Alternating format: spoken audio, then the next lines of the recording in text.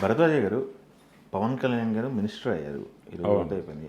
పవన్ గారి కంటే ముందు మినిస్టర్లు అయిన వ్యక్తులు సినిమా వాళ్ళు ఎవరు అంటే నటులు, అలా అది చూసుకుంటే అసలు నటులుగా పొలిటికల్గా సక్సెస్ అయిన సందర్భాలు ఏంటి? ఇది చర్చ నడుస్తుంది ఇప్పుడు. అంటే మంత్రులైనటువంటి నటులు అనే యాంగిల్లో చూస్తే పవన్ కళ్యాణ్ కంటే ముందు చాలామంది ఉన్నారు. చాలామంది అంటే ఇప్పుడు గత ప్రభుత్వంలో కూడా మనం చూసాం కదా, రోజాని. అవును, సినిమా రోజా కూడా సినిమా రంగం నుంచి నటిగా వెళ్ళిన అవును మనిషే కదా.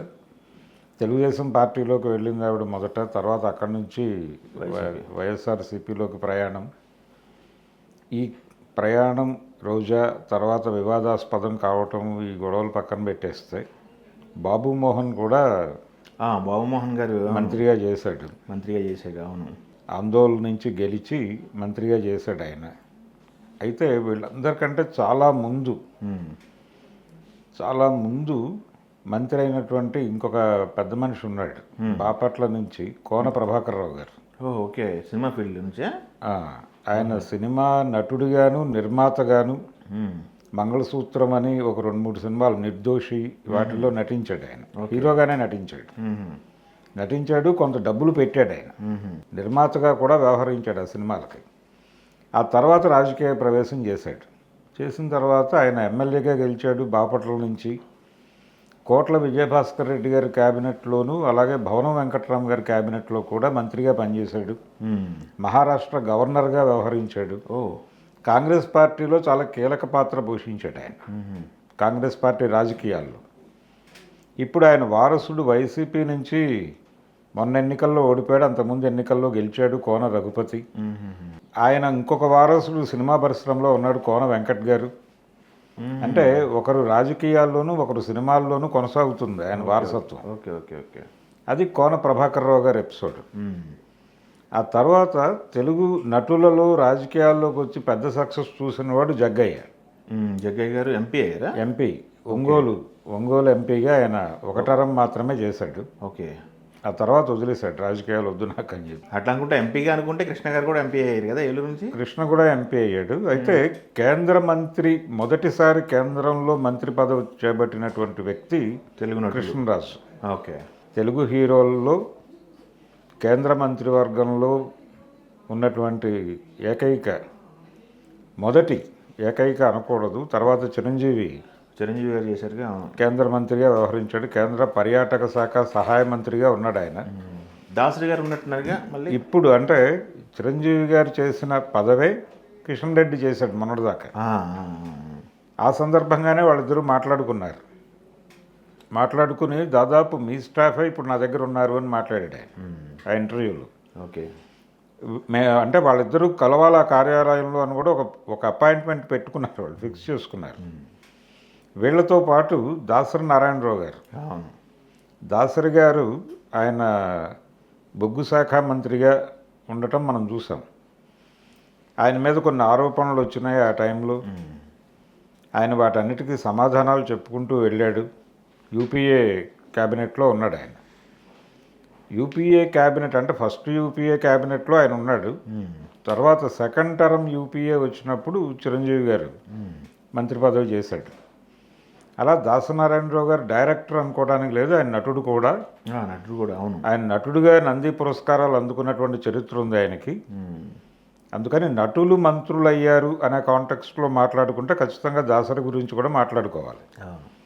అయితే నటుడిగా ఉంటూ ఒక పార్టీ పెట్టి 9 నెలల్లో ముఖ్యమంత్రి అయినటువంటి చరిత్ర మాత్రం అది ఎన్టీఆర్ పేరుతోనే ఉంది. ఇంకా అది చెరిగిపోని రికార్డ్, అయ్యే పరిస్థితి కూడా లేదు ఇప్పుడు. అది చెదరగొట్టే ప్రయత్నాలు జరిగినాయి కానీ ఏది వర్కౌట్ అవ్వలేదు. ఆ రికార్డు ఆయన పేరుతోనే అది శాశ్వతం. అది పక్కన పెట్టేస్తే ఇంకా ఎవరున్నారు అంటే దాదాపు వీళ్ళే తెలుగు సినిమా పరిశ్రమ నుంచి నటులుగా ఉండి మంత్రులైనటువంటి వాళ్ళు. కోన ప్రభాకర్ రావు దగ్గర నుంచి మొదలు పెడితే రాష్ట్ర క్యాబినెట్లో ఉన్నటువంటి వాళ్ళు బాబు మోహన్, రోజా, ఇప్పుడు పవన్ కళ్యాణ్. వీళ్ళు అలాగే కేంద్రంలో మంత్రులుగా ఉన్నవాళ్ళు వాళ్ళ ముగ్గురు.